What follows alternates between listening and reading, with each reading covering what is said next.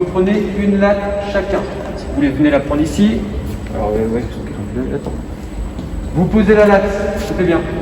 Vous posez la latte sur la ligne de service, ici.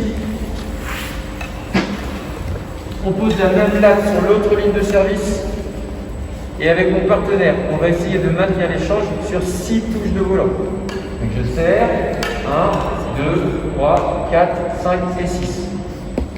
Si on a réussi à faire ces 6 touches sans que le volant tombe par terre, sans qu'il aille dans le filet, sans faire faute, dans ce cas-là, on prend la latte, on la recule d'un pas et on recommence.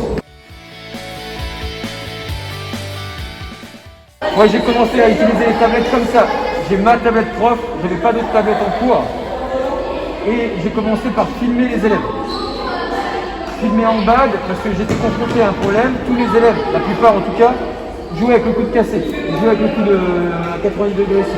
Alors qu'en bad, si on veut avoir de la puissance, il faut monter le coude et aller chercher le volant le plus haut possible. Sauf qu'à chaque fois, je disais à l'élève, mais monte ton coude, monte ton coude. Et il me répondait, mais monsieur, mon coude il est haut. Hein. Et je fais, bah non, en fait non. Donc du coup, j'ai filmé une première fois et j'ai commencé à avoir des transformations à ce moment-là.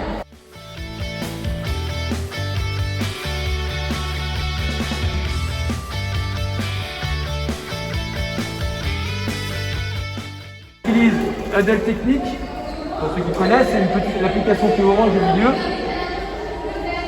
On peut filmer. Hop. L'intérêt de la technique, c'est qu'on a le slow motion. Et quand je reviens sur ma vidéo, ici, je peux vraiment aller tout doucement, faire du image par image.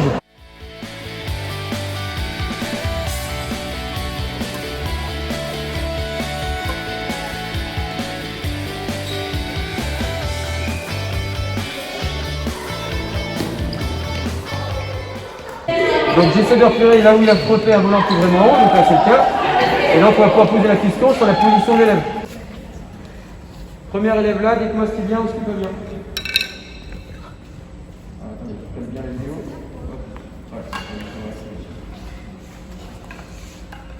Il va chercher loin le volant. On est d'accord? Si je mets un trait sur le bras, si j'arrive à montrer, hop là, on est d'accord que le bras il est tendu. Plutôt intéressant. Et donc là, on peut comparer. Là, j'ai un élève tout en haut qui est de profil. Par contre, quand il va frapper, il a le coude cassé. Et tout en bas, j'ai un élève qui est pas de profil, mais quand il frappe, il a le bras. D'accord?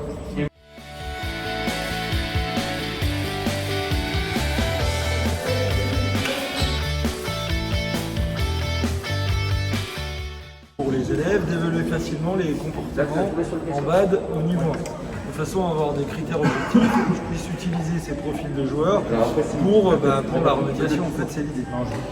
J'ai décidé, nous, la compétence qu'on a choisie, donc voilà, on est obligé de s'appuyer sur ça, mais en niveau 1, en badminton, c'est zone avant, zone arrière. Donc on avait décidé de ne pas prioriser sur l'attaque switchée, donc c'était principalement zone arrière et zone avant, et la continuité, plutôt continuité, zone arrière, zone avant. Donc je voulais trouver un système qui me permettait d'évaluer tout en même temps et que les élèves, à chaque instant, c'est l'intérêt du numérique qu'on ne peut pas avoir avec les fiches papier souvent, c'est qu'à chaque moment ils pouvaient se situer, s'ils étaient bien en continuité, s'ils jouaient suffisamment dans la zone avant, suffisamment dans la zone arrière, pas trop au milieu.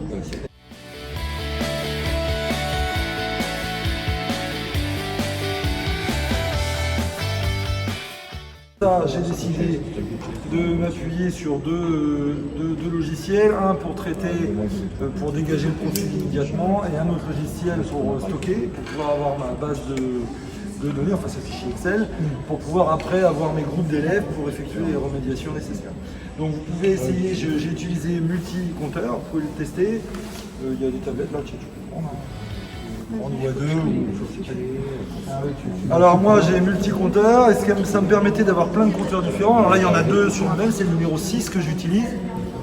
Et l'intérêt du numéro 6 c'est que je peux observer, grâce à des pourcentages, trois zones différentes. D'accord? Donc moi c'est assez simple, je regarde mes élèves, j'ai ma zone avant, ma zone au milieu, ma zone arrière. Donc les élèves quand ils regardent, ils ont automatiquement, selon la position qu'ils ont par rapport au filet, à droite ça va être devant, milieu, et à gauche derrière. J'ai le nombre de frappes qu'il y a eu, parmi le match, un match en 11 points, le nombre de frappes et les pourcentages de zone avant, de zone arrière.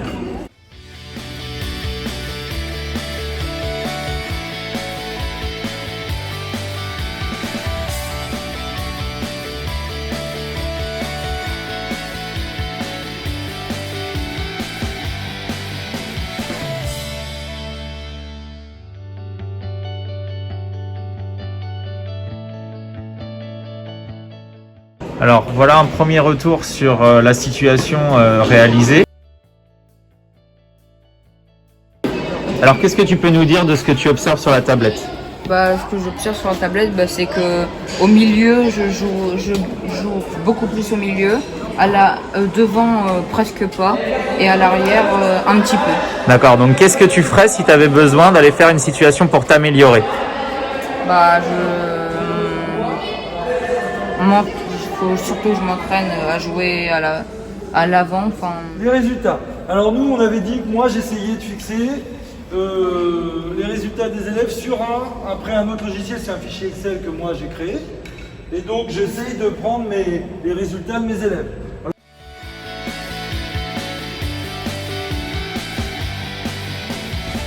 Donc il y a sur ce terrain-là 15%, 70%. Donc il y a 20 frappes. Donc si elles ont vraiment fait un match de 11 points, il y a eu 20 frappes, donc la continuité c'est ok. Par contre, elles jouent au milieu, donc s'il y avait ma couleur, il y aurait eu jaune, jaune et jaune à la fin. Avec ok pour la continuité. De manière très simple, avec des relevés de stats, quels sont les besoins des élèves et du coup comment y remédier après sans numérique.